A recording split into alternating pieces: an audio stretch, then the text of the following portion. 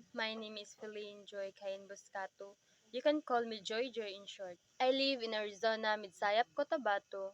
As I describe my community, Arizona is located within the municipality of Midsayap in the province of North Cotabato. Simple and friendly community. My mother is Evelyn Cain Buscato and my father is Felix Lumagan Buscato Sr. My mother is a housewife and my father is a farmer. So we are 9 siblings, consist of 3 boys and 5 girls. Our standard of living is a simple life and it's enough to provide our daily needs. My elementary level, I graduated at Arizona Elementary School, and during my junior and senior high school, I graduated at Arizona High School. As I describe my school that I've been graduated is a friendly school and high quality education.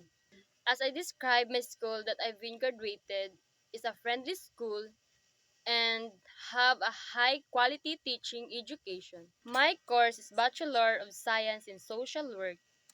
I choose this course because I want to help other people and also I want to serve to our community and explore my capability this program. I expect in this course to socialize others and boost my confidence.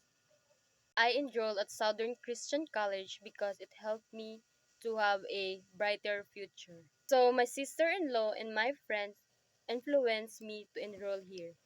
I think SCC can give me a better future. My goals in life is to finish my degree and pay back to my parents' effort. To achieve it, I will focus my studies and enjoy. The hindrance that I will face to achieve my goals is a financial problem.